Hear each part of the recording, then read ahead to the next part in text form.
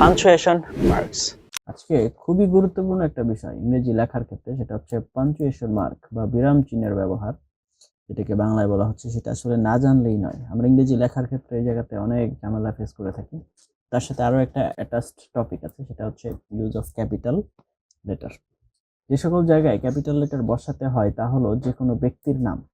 কোনো ব্যক্তির নাম যদি হয়, সেন্টেন্সের প্রথম ওয়ার্ড তার প্রথম আলফাবেট, ধর্ম, বিশিষ্ট ব্যক্তি ভিআইপি পার্সন, প্রসিদ্ধ স্থান তার মানে ওয়েল নন প্লেস, দিন, মাস, কোনো নামের বা কোনো কিছুর সংক্ষেপণ অ্যাক্রোনিম যদি হয় তাহলে সেটা ক্যাপিটাল লেটারে বসাতে হয়। যেমন রহিম, তার নামের যে আগে এটা আর, তারপর মিস্টারের ক্ষেত্রে, অ্যাক্রোনিমের ক্ষেত্রে এমবিবিএস এর ক্ষেত্রে সবগুলা, সানডের ক্ষেত্রে এস, ফেব্রুয়ারির ক্ষেত্রে, ঢাকার ক্ষেত্রে, বাংলাদেশের ক্ষেত্রে এবং হ্যামলেটের ক্ষেত্রে।